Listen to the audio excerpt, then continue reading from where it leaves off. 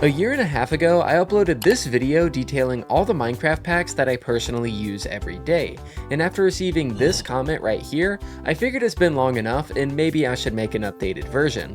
So ladies and gentlemen, today we'll be going over a list of my 50 plus must-have Minecraft packs that I can't play the game without. The title says mods, but we'll also be covering resource packs as well as data packs since those are just as important. We're also nearing 200,000 subscribers, so hit that sub button and let's jump into it.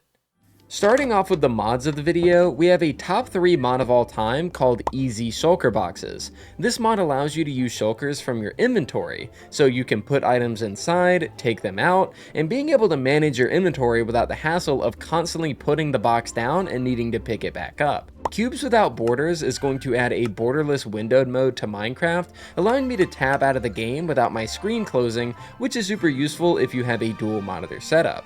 Status effect bars is a mod that I'm really baffled isn't in vanilla, but essentially whenever you take a status effect like poison or something from potions, you get an icon like this at the top of your screen. And this mod is just going to add a little progress bar to that, so that anytime you get an effect, you don't need to open your inventory to see how long it lasts.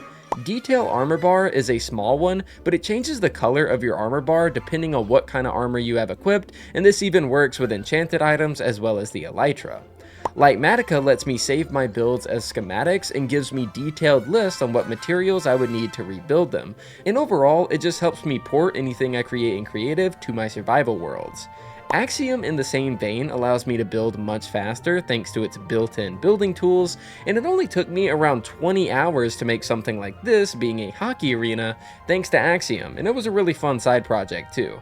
Panorama allows me to take panoramic screenshots in my world and use those at the title screen, for example with the hockey arena that we just talked about. World Playtime and Cherished Worlds make managing your worlds much better. From a glance, I can see how much I've played a world to know whether it's important or not, and I can also favorite that world to prevent it from being deleted, and also have it appear at the top above all my other saves. Tiny item animations is something I get a lot of comments about, but it basically just adds an animation in your inventory for whenever you grab an item with your cursor, and I think it looks really nice. Armor Stand Arms makes all armor stands generate with arms by default. Seriously, why is this not just a base feature in Java Edition? Because armor stands quite literally are missing features like being able to hold items without it. Cave Dust simply adds atmospheric dust to all underground caves, making things look a bit more immersive and spooky. Right-click Harvest makes hoes less worthless by allowing you to mass harvest crops when using them, essentially just giving them a secondary use. This also will auto-plant new seeds for you, which is incredible. Zoomify is your typical zoom mod for Java Edition. I just so happen to think that this is the best one, and I love the customization that comes with it. Subtle Effects is an effects mod that adds a bit too much for me to possibly go over in this video, but just know that it adds some nice immersive details to your world that I enjoy a lot. Continuity adds connected textures to Minecraft, aka the mod you need if you plan on building with glass and don't want it to be ugly.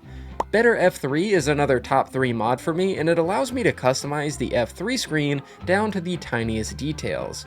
This is what my configuration looks like, and I truly can't go back to vanilla. Better Statistics Screen is a mod that I didn't know I needed, but it so greatly optimizes your statistics screen to not simply be a text monster and makes it much more interesting to look at and cycle through. Particle Rain is a customizable weather mod that makes rain and snow look much less ugly than before, and famously comes with sandstorm weather effects when inside of arid biomes instead of the sky simply getting dark when raining in vanilla. Horseman adds a slew of quality of life additions to horses. They no longer block your view when riding, you can mine blocks on horseback without the mining penalty, horses can swim with you on their back, which yes is a real thing in real life, you can traverse through leaves with no problem, and the mod even adds a copper horn for you to call your horse to you at any time. Unfortunately, this mod isn't updated past 1.21.1 just yet, but I'm very much in love with it. Lighty allows me to visually check the light levels for all blocks around me without needing to manually stand on each block and read my F3 screen to be able to tell whether mobs can spawn there or not. Bookshelf Inspector makes interacting with chiseled bookshelves actually viable, as you can see what you're grabbing from the shelf simply by looking at it. This should definitely be a vanilla feature. FreeCam is an excellent building tool that allows you to get good looks at your builds as you progress without needing to build outwards or run far away to see how things are coming along. Just make sure you turn this setting on in the mod menu to make sure you don't accidentally cheat with it being able to phase through blocks. Speaking of mod menu, how have I not spoken about mod menu yet? It's basically one of the most integral mods on this list, as it allows you to visually see what mods you have installed in game and also allows you to tweak their settings. I wasn't planning on featuring things like performance and support mods in this video, but this one is so integral to modding as a whole that I had to slap it in there. While we're at it, why not talk about Iris shaders, which allows you to run shaders alongside complementary shaders, which I have customized with my own settings. I have a video on the config specifically, but it's also present in my Vanilla Perfected Modpack. Elytra trims add something Mojang should have added with the armor trims update, and makes elytras customizable. You can dye them like leather armor, trim them up, and truly make them your own personalized item. Glowing Torch Flower is an excellent mod because it makes the sniffer not useless anymore, as it now provides a flower that gives off actual light that prevents mobs from spawning. And before someone in the comments says, Demon Joe, torch flowers exist in real life and don't actually emit light. Yeah, well, I don't know if you realize this, but frogs, bees, and spiders exist in real life too, but they aren't actually this humongous. So I don't know, go complain about that instead. Pickup Notifier is a mod that I've used since almost the first ever day I started modding Minecraft, and all it essentially does is gives you a tiny pop-up at the bottom of your screen to let you know how much of a material you've gathered in a certain time span. Better Advancements doesn't actually add any advancements to the game, but just makes the screen for looking at them not as tiny, which is excellent, especially if you're using mods that add new ones. Flashback is my go-to mod when it comes to getting cinematic shots for anything in Minecraft, and although I use this mainly for videos, many people could use this to showcase their builds on social media or maybe help get better screenshots. For some reason, many people don't know this, but not all resource packs that are made for older versions are completely useless on new ones. For example, this resource pack was last updated for 1.18, but works perfectly fine for 1.21.5. That's where the No Resource Pack Warnings mod comes into play, so the game can finally stop bothering me with this annoying pop-up every time I go to use new resource packs.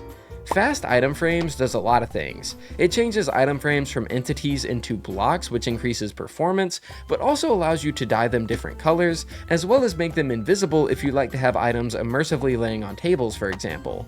For my last mod, and finally one that isn't simply quality of life, we have Dungeons and Taverns. I have a long history with this pack, and it kinda single-handedly got my channel rolling, but it adds an incredible amount of Minecraft Dungeons-inspired structures to your world, which makes exploring so much fun. It even adds unique enchantments for you to find as well, so there's proper incentive to go out and explore. Moving on over to data packs, we only have a few, starting with Anti-Enderman Grief, which as the name suggests, prevents Endermen specifically from griefing your world by picking up blocks. This is especially useful when terraforming or working on big projects, and to prevent your blocks from constantly being stolen. Next, I have another one from Vanilla Tweaks, which is Wandering Trades, which allows the Wandering Trader to sell you mini blocks that you can use for detailing throughout your world. They have a version of this where you can just use the stone cutter if you want to, but I personally like making the Wandering Trader an exciting occurrence instead of him being boring all the time like normal. Lastly, I always use all mob heads on any world that I play. This is much better than the Vanilla Tweaks version, as it adds a completely new advancements page detailing all the heads that you've obtained, what their drop chances are, and which ones you have yet to collect. It's absolutely the best data pack in the game in my opinion, and I absolutely adore it. Over now to resource packs, we have what is the most important of them all, Vanilla Tweaks. I'll leave a download link featuring all modifications that I use in this pack, but here are the important ones. The item stitching fix, carrot hunger bar, smaller crosshair, ashless campfires, endless end rods, alternate bedrock, classic netherite, unique painting items, lower fire, 3D mace, and much more. Fresh Animations is of course next, and will animate all the mobs in your game so everything isn't quite moving so stiff. And I pair this with the Fresh Animations object extension, which gives minecarts wheels, boats now have an animation on land, and chests have an animation when opening. There is a UI bug with the chest however, and this is fixed by using the pack Braze Chest GUI Fix. Next is 𝗂𝗂𝗙𝗀𝗏 containers, as it completely redoes all of the UI elements for blocks like crafting tables, shulker boxes, ender chests, and even your regular inventory. Enchant Icons assigns a unique icon to every enchantment in the game, and quite frankly, I've used this pack for so long I've forgotten what enchantments look like by default. Enchanted Books Recovered is slightly related, as it will change the book covers for all the enchanted books in the game, so you can tell what they are at a glance without needing to highlight your mouse over them every single time. Armor Stands Reimagined turns armor stands from looking like twigs glued together into an actual dummy model built for holding heavy armor and weaponry. Fancy Crops does as the name suggests and updates the look of all the crops in the game, and in my opinion this is similar to Enchant Icons in the sense that I've used it for so long, it just looks vanilla to me now. Simple grass flowers would detail the ground that you walk on with random flower textures, stones, and overall just make big fields of grass look way less boring and nicer to look at. It even works in areas like mushroom fields and the nether. Animated Totem is self-explanatory. It makes your totem look as though it's alive and blinking at you. Generally, it just makes these little guys less boring while holding onto them for days at a time. Crafty's capitalized font is probably what my channel is most known for when it comes to resource packs, as I've been using this font pack since some of my first ever videos on the channel. It's not that I dislike the Minecraft font, but this one just looks really nice to me, and I've never bothered to change it.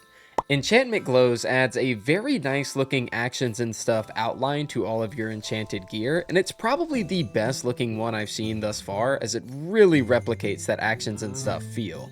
owl's Creepers Revamp changes the awful default creeper texture into something more modern, and even mixes in creeper variants depending on the biome they spawned in, with the snowy creeper being my favorite. Owl's Enderman Revamped adds the Enderman models from Minecraft Dungeons to the game with full fresh animation support, and they even come with unique sounds compared to others if you're running the Entity Sound Features mod. For our last pack of the video, we have Owl's Dungeon Boss Bars, which is overall a very subtle change, but man does it look so much cleaner than default, yet not overly designed like some other packs nowadays. And with that said, everybody, that is my updated list of the must-have Minecraft mods that I can't live without. Some of these are probably older packs that you may recognize, while others are incredibly new and have existed for only a couple weeks now. My taste is constantly changing, but what doesn't change is my amazement at some of the content this community can pump out for Minecraft. All these packs are absolutely fantastic, and their download links will be in the description, and huge thanks to all of these mod authors for the work that they do, for allowing not only me to enjoy Minecraft more, but for you guys as well. Thanks for watching, everybody, and I'll see you guys next time.